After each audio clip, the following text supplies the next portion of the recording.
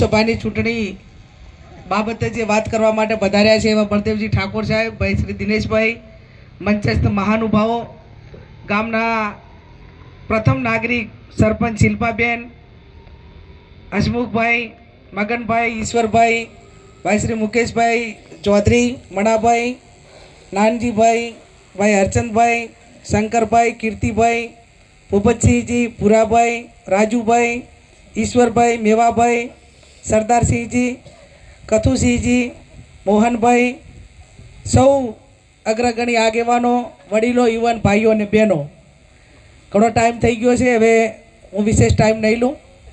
પીનાબેને ખૂબ સારી વાત કરી, બેને વાત કરી છે.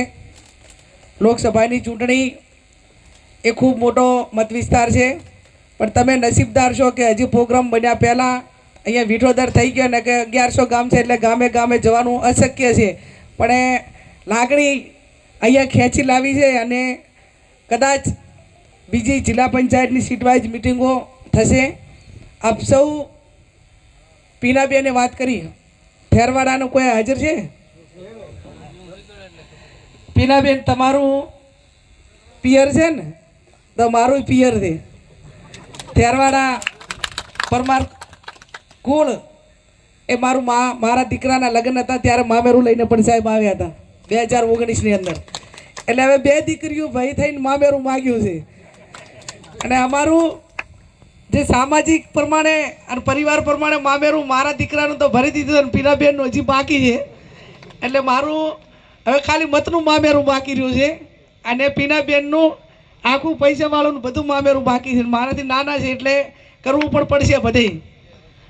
2 વર્ષ પછી હજી બાબલો ભણે છે. લોકસભાની ચૂંટણી 7 તારીખે યોજાવાની છે. સમગ્ર જિલ્લામાં અમારો પ્રવાસ જિલ્લા પંચાયતની સીટ વાઇઝ છે એમાં થશે. સાહેબે કીધું એ પ્રમાણે કોઈ પણ આગેવાનને તમે ચૂંટો ત્યારે એના ઉપર તમને ભરોસો હોય. હમણાં કહેતા હતા કે મુખ્યમંત્રી બોલાવે તો બસો, વડાપ્રધાન બોલાવે તો બસો વ્યવસ્થા જમવાનું મૂકે તો ગાડીઓ બસો ખાલી ખમદાય છે.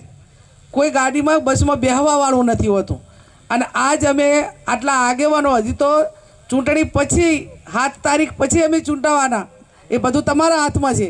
છતાં પણ આજે 3 કલાકથી તમે બધા બેઠા છો, એ તમને અમારા ઉપર ભરોસો અને લાગણી છે ત્યારે આ બધા બેઠા છો.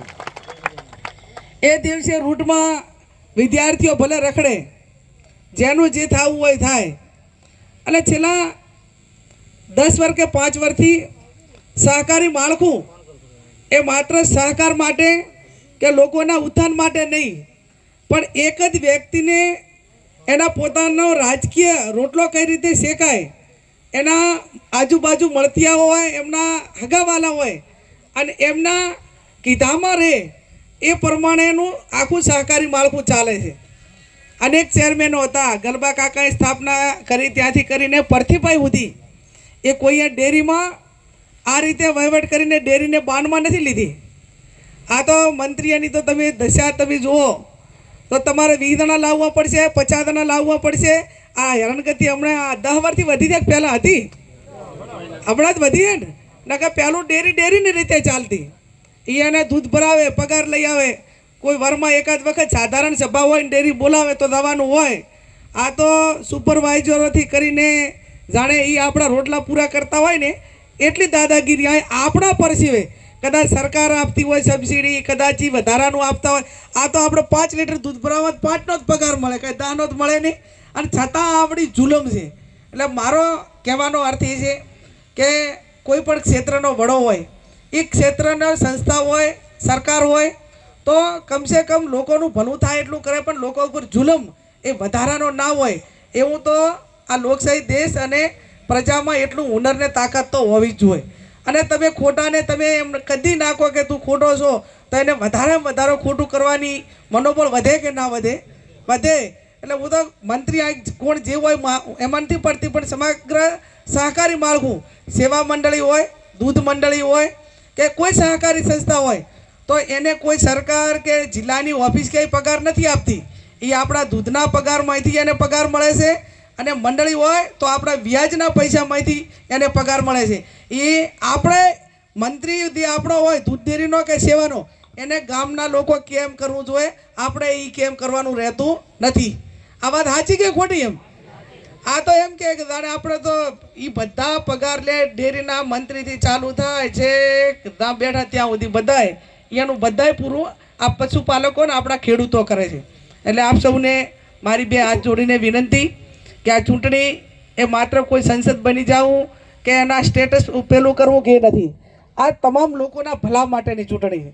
અને ભલા માટેની ચૂંટણી એટલા માટે કહું કે આ દેશના વડાપ્રધાન મનમોહનસિંહ હતા તો એક ધડાકે તમામ ખેડૂતોના દેવા માફ કર્યા હતા કે નહોતા કર્યા? આ ગઢવી સાહેબ હતા તો 2,000 રૂપિયામાં આપણને લાઇટના કનેક્શન મળ્યા હતા કે નહોતા મળ્યા?